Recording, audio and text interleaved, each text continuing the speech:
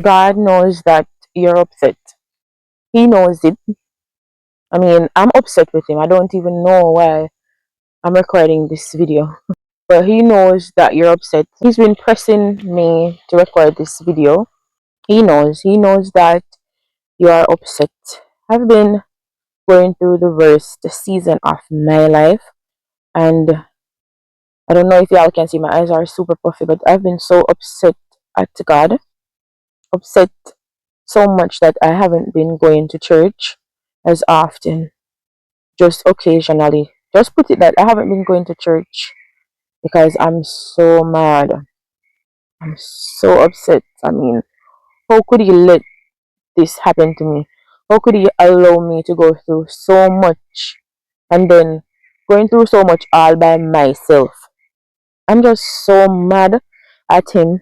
This morning, I woke up about after 5 a.m. and I was talking to him. I was still laying down. I was talking to him. I was bawling my eyes out. I was bawling and I was saying, God, how could you allow so much to happen to me from last year, from 2025 until now? Just a little context. I've been going through a lot as a single mom, struggling here and there, but I've always been able to hold my own, meaning I've always had a job, ensure that I try to work, and just to try to sustain my girls and myself. And last year, January 6, 2025, my house burned down, and it's been downhill from there for the most part. And I've been so upset. My house burned down January. I've got thrown out of house. Yeah, the same time when I got thrown out, of course, the following day, he sent a stranger to bless me with a tiny house, which I'm grateful for, by the way. And then in October, as y'all may or may not know, Hurricane Melissa came and she destroyed Jamaica and basically destroyed my tiny home. I mean, the zincs came off the roof and the hose came off the blocks that it was on. Like, she literally threw the hose, Melissa threw the hose from point A to point B, and the door wasn't even able to open. Like, a lot of things. So you can imagine losing your house. It's January, at least the house had a sink in it where I can wash my dishes and stuff. Losing your house, and then October, Hurricane Melissa came, destroyed the little tiny house that was given to me by this lady. And not to say that I'm the only one going through stuff, but I'm just sharing my story. And just a little disclaimer, this is not to bash anybody or anything. I'm just doing what God instructed me to do this morning. I was even asking him, why are you using me to tell your people that you know that they're upset at you? That's what I was asking him, because I'm one of those people. I'm so upset to the point that I haven't been going to church, because I know that I should be going to church, but I'm so mad. So many things are happening at once, and I really don't want to cry. I'm not making this video for anyone to sorry for me. I'm just doing what God told me to do. Like, he's been pressing me this morning, and I'm just complying with what he wants me to do. I don't know if this will reach anybody. I don't know if anybody will see this, but God knows that you are upset. And of course, I was working at a company, a call center in Montego Bay, and then I transitioned to one that pays way more, just so I could earn enough money to rebuild my home, build a comfortable home for me and my girls, even because I started a concrete structure a few years ago, a concrete home, and it's not anywhere close to being done, you know. And of course, when my house burned down, I did get some donations. I created a GoFundMe. I got 290 something dollars. That would work out to 30 something thousand Jamaican dollars. And then, of course, people did donate to me individually. I'm so grateful for the assistance, but the fact of the matter is, it wasn't enough to get me where I wanted to go. And it's super embarrassing to constantly be begging online, even though I've been doing social media since 2020. It's embarrassing to beg people for something. That's why y'all have to be kind to people, because not everybody loves to beg. And when they do work up the courage to ask for help, don't be rude. If you don't have it, just be nice about it. If you do have it but you decide not to give, just be nice about it just the same. Find a way to be nice to people, because you never know what people are facing. And back to being upset with God, I mean, I was saying to him this morning while I was praying, why are you allowing me to go through so much? Why are you allowing me to go through so much as a single mom? I became a single mom. I was married, right? Unexpectedly, because my ex-husband got, well, I look about the overseas work program for him, and he basically ran off. Yes, he ran off, met somebody else. You know, that entire yard, but that entire thing that most Jamaican men do when they get through to go work overseas. Unfortunately, I was a victim of that, and also my daughters. It wasn't about me at this point. It was all about my daughters, right? And I'm finding it so hard to forgive him for that part. I mean, how could you abandon your children? At the time, Tatiana was 6, and Theoshe was just 1 years old, and yeah. So just giving you a little context of what I've been through, and remember, I was a stay-at-home mom. I was working at courts, but then I stayed home after he got through and whatever. So that happened. I became a single mom suddenly, drastically. Have a screaming baby constantly, then another baby crying for their dad. No food to eat in the house. I overcame that part, of course. Yeah, because some church people, I remember at one time my church sister purchased gas for me because I didn't have anything to cook. And she worked at a school, and we'd have to wait until she come home for us to get something to eat. She would like bring like patties and chicken and stuff like that for the girls to eat.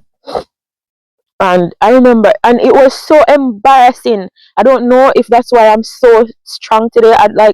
I really don't care what people say I think about me, and that situation has shaped me, has built me, given me the strength.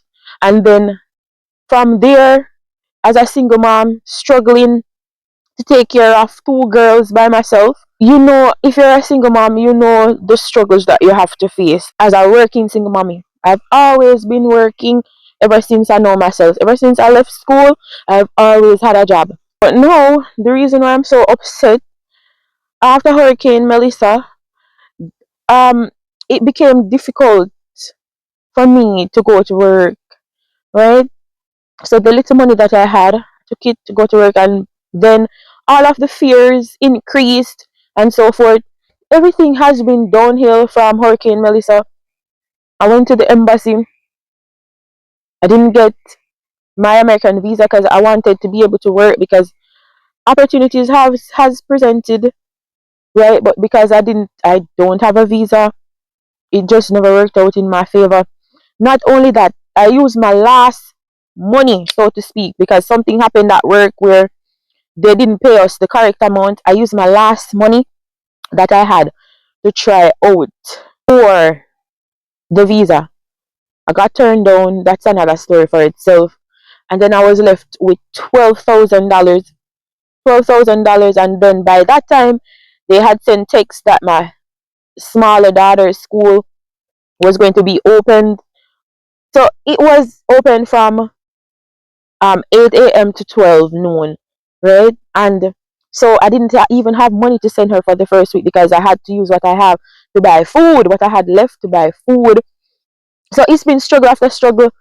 I've been put out, I've been told to leave, and going through, if you've ever experienced losing a house by fire and then by flood and hurricane, Melissa came, mashed that down, and then I remember when I was trying to clean up after the hurricane, it felt so overwhelming because I literally had no help because everybody was affected trying to help themselves. And I remember I borrowed machetes to try to chop down trees. It was just taking a toll on my mental health. And when I was trying to like spread the clothes them out for them to dry, I remember it just took a toll on me. Like me and my daughter, we would put them out and then the rain would come down. I've never worked so hard in my life. Yeah, I've never worked so hard in my life. And it was just taking a toll on me mentally. At one point, I couldn't breathe. I could not breathe at one point, and then I remember my daughter's uncle and his wife came. Shout out to them if y'all ever get to see this. They came and they brought food for us, and they were stuck in traffic from morning in Montego Bay traffic from morning. They reached to us in night, and I remember my uncle gave me the keys to his house, and I was there. And when I came back, we had to we had to remove everything from the house. The door couldn't even open. Everything was so frustrating. I've been going through so much. It's so overwhelming. Right now, I had to resign my job because I couldn't afford to go to work because I did sales. And if you know sales, you have to work to pay yourself. And I wasn't making as much sales. I couldn't even go to work often. And then they tie in attendance with the matrix, with the KPIs. It was so horrible. I had to resign in March. No, I'm practically jobless. I've been hunting, job hunting on LinkedIn. I've been suffering, not being able to send my children to school. We've been hungry. We've been going through so much. We've been going through a lot. No, literally, I look on bush part for because every time I record people are past that. As I was saying, you know what I'm super mad about as well? Is that he's allowing me to go through this embarrassing moment where my house is all right. It feels like I'm living outside because one of my church brothers, he's young, he's a kid. He came over one day and he was like, "Oh, you want help Cassandra fix up the roof because it was leaking and I bought a small tarpaulin to put over the roof because I wanted to change up the house because I'm this type of person. I love when my place looks different, and then when you change up the house, everything just feels brand new and the place just feels extremely light. So I love that feeling. And he went up and I don't know, I asked him to put on some stop leak that I had. No shade to him, but everything got worse for the most part. Like the car zincs aren't on my house because after hurricane, like people started walking and stealing zincs and all of that. So I had to just use what I could find. And it's my church sister who asks one of our neighbors to assist me and put the zincs on. But I'm so mad because my children don't have anywhere comfortable to live. I mean, we're in the house and the place leaks. It feels as though I'm living outside. I'm so mad at that. I'm so mad at God for allowing my children to feel what it feels like to be hungry for long periods. Too. I'm just so mad about so many things. I did 3 interviews for a work at home position and I didn't get through with those. The house is so close to the road. There's just so many things. I'm so upset at him.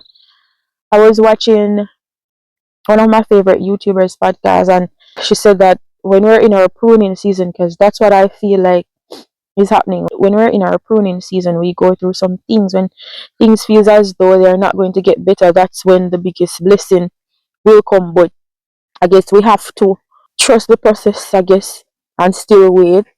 But to be honest, I have not been waiting the way I should be waiting. Of course, I do fast now and again. I do read my Bible. I'm not out here in these streets doing what I'm not supposed to do. But I've been locked away because another thing to the house, the temple, it's supposed to, when you're going through so much mentally, you want a safe space. You want to be able to go into a place of restoration But even the temple itself, the church, it becomes like a war zone, a tussle. Like it's so many things happening, so many things happening. I'm so upset, you know, because I want to be able to go to somewhere where I can feel peace, tranquility, and restoration in this time of sorrow, in this difficult time for me and my daughters. And I don't know. He was just pressing me to record this. So I don't know the reason why, but I'm just doing it. I'm just doing it. I'm just doing it because I want the noise in my head to stop. I'm just doing it. So if you're seeing this and if you're in your pruning season, society expects us to have it all together because we're Christians, are followers of Christ, are child of God, whatever you want to call yourself. They expect us to have it all together. But the fact of the matter is, we're still humans. We do have blood flowing through our veins, and we don't always have it all together. We're not perfect. Sometimes our flesh gets weak. Sometimes we feel like we can't go on. We do have everyday problems just like everybody else.